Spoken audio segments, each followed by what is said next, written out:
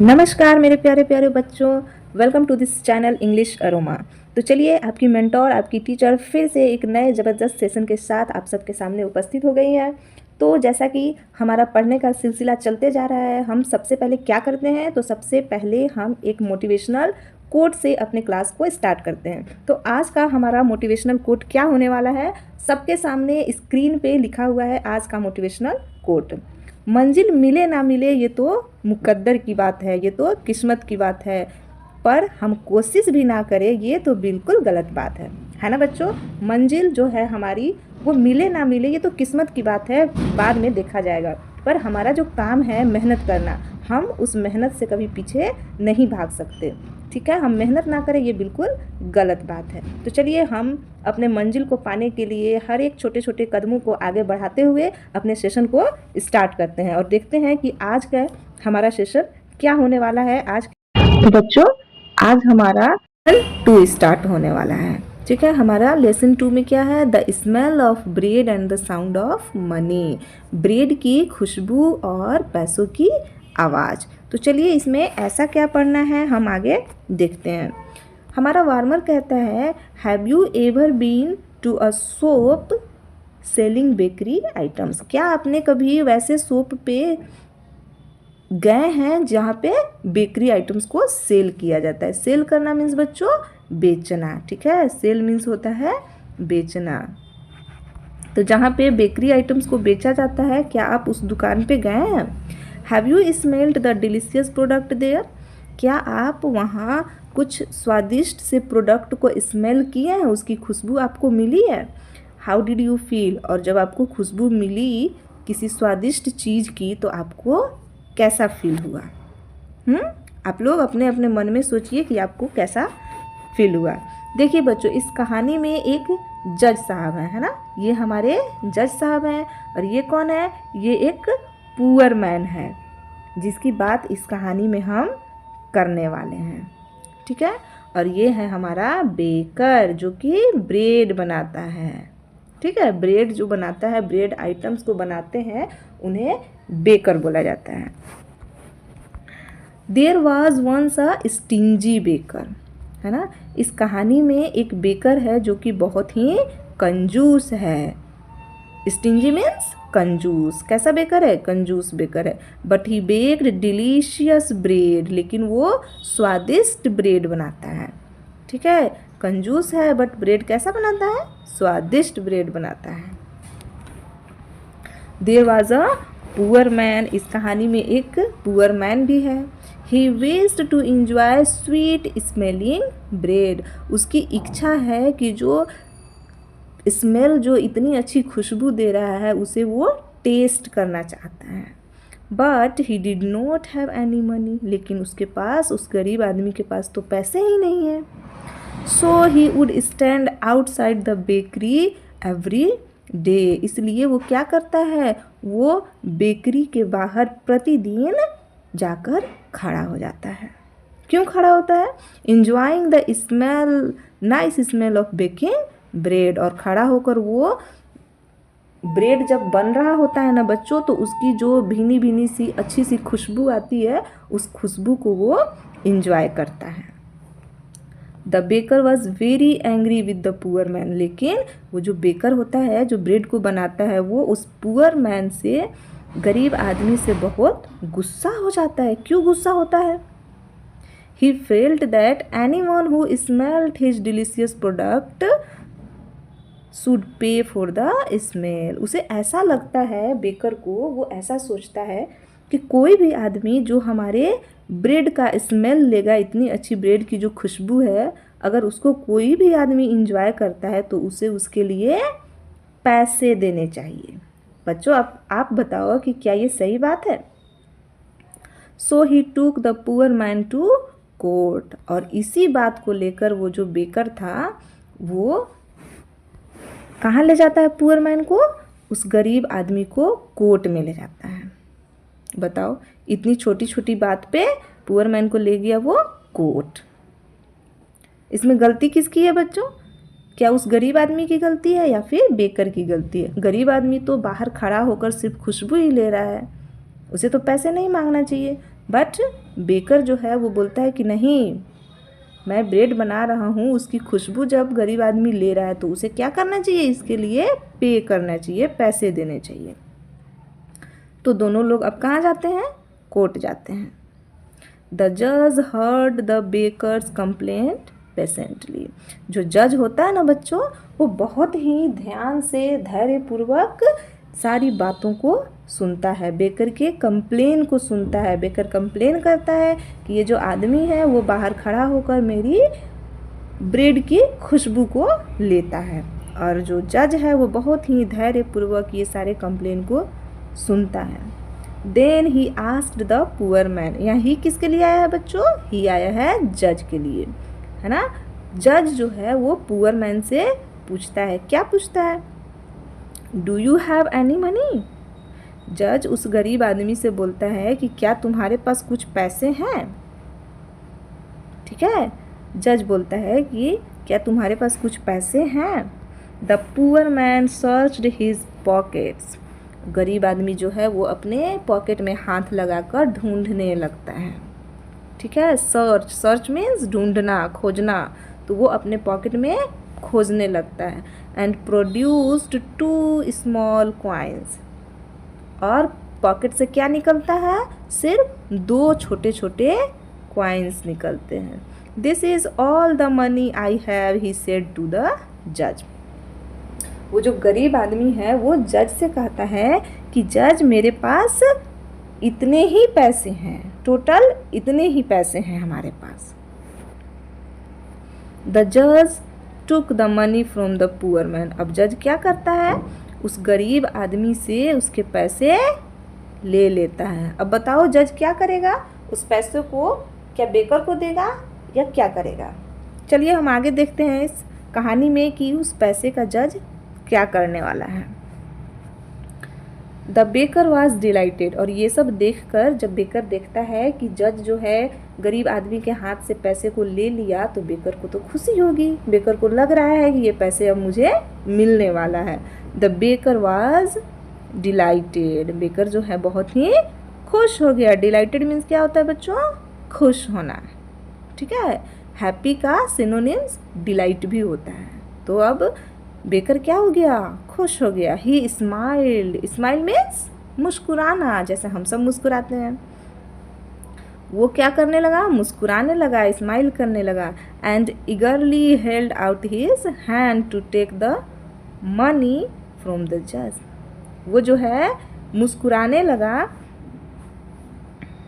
ठीक है, कौन मुस्कुरा रहा है, बेकर मुस्कुरा रहा है। बेकर जो है मुस्कुराने लगा और बहुत ही तत्परता से, मतलब उत्सुकता से क्या कर रहा है, अपने हाथ को बाहर निकालता है। किस लिए, मनी को लेने के लिए। उसके मन में तो ख्याली पुलाव पक रहे हैं। उसे लग रहा है कि जज जो है वो मुझे ये पैसे देने वाला है। ठीक है, तो वो अपना हाथ आगे बढ़ाता है कि जज साहब मुझे ये पैसे दे दीजिए। बट लेकिन कहानी यहाँ पे बदल जाती है। जब बेकर जो सोच रहा है वैसा होने वाला नहीं है। बट द जज did not give money to the baker. लेकिन जज जो है वो बेकर को वो पैसे नहीं देता है। डिड नॉट गिव, नहीं दिया, है ना, बेकर को वो पैसे नहीं दिया। ही ओनली जिंगल्ड द कॉइन्स टुगेदर। वो क्या किया, सिर्फ दोनों कॉइन्स को लेकर, 2 स्मॉल कॉइन्स मिले थे, तो उन दोनों कॉइन्स को लेकर अपने हाथों में पकड़कर सिर्फ उसे बजा दिया। है ना बच्चों, आप कभी देखना कुछ कॉइन्स को अपने हैंड में लेकर और उसे ऐसे ज़ोर ज़ोर से हिलाना, तो आपको पता चलेगा कि उसमें से कैसी आवाज़ें आती हैं। तो जज ने सिर्फ वही किया, उन पैसों को हाथ में लेकर उसे जिंगल्ड कर दिया। जिंगल्ड मीन्स खनखना देना, बजा देना। ठीक है, तो सिर्फ पैसे को बजा दिया। He then return them to the poor man. और अब बजाने के बाद क्या किया, उन पैसों को उस गरीब आदमी को रिटर्न कर दिया। रिटर्न करना मीन्स उसे वापस कर देना। ठीक है, तो गरीब आदमी को वो पैसे जो है जज रिटर्न कर देता है। सेइंग, और क्या कहता है, क्या कहते हुए रिटर्न करता है, saying punishment should fit the crime, कि जो पनिशमेंट है ना वो क्राइम के लिए सूटेबल होना चाहिए। मतलब जैसा आप क्राइम करते हैं उसी के अकॉर्डिंग आपको पनिशमेंट भी मिलनी चाहिए, है ना। मान लो अगर कोई तुम्हारा टॉफ़ी चुराता है तो उसका पनिशमेंट क्या दे दोगे, फांसी? नहीं, बिल्कुल भी नहीं। टॉफ़ी छोटी सी चीज़ चुराया है तो उसका पनिशमेंट भी उसी के अकॉर्डिंग होना चाहिए।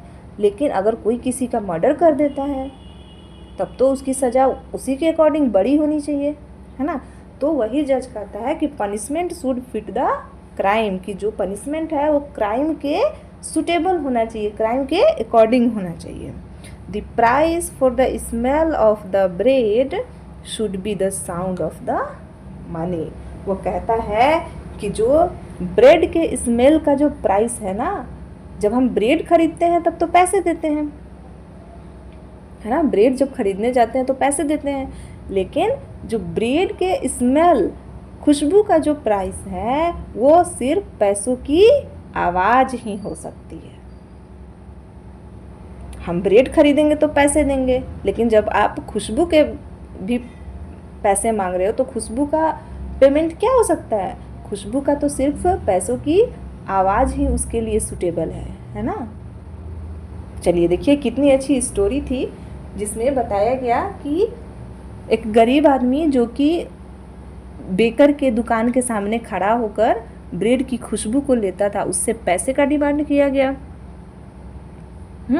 जब जज साहब के पास लोग गए दोनों, तो जज ने क्या किया? जज ने कहा कि ब्रेड की खुशबू की कीमत पैसों की आवाज़ ही है। चलिए हम आगे बढ़ते हैं और इसके वर्ड्स को देखते हैं, हमें इसमें कौन कौन से वर्ड्स पढ़ने हैं। हमारा फर्स्ट वर्ड है क्या? स्टिंजी। बच्चों हम इसकी हर एक स्पेलिंग पे ध्यान देते चलेंगे। स्टिंजी कैसे लिखा हुआ है बच्चों? STINGY,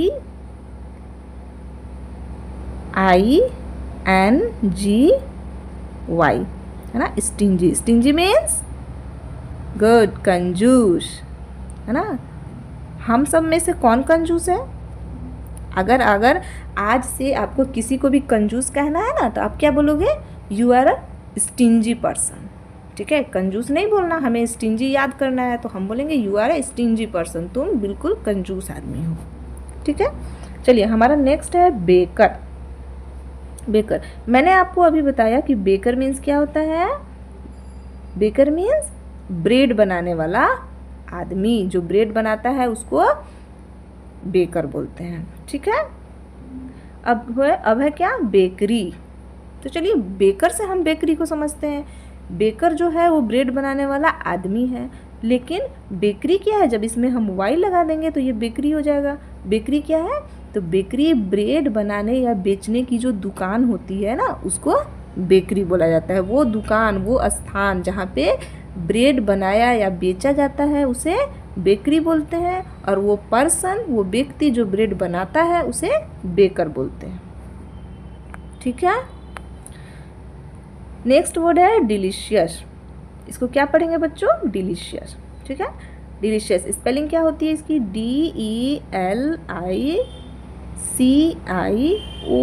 DELICIOUS, ठीक है।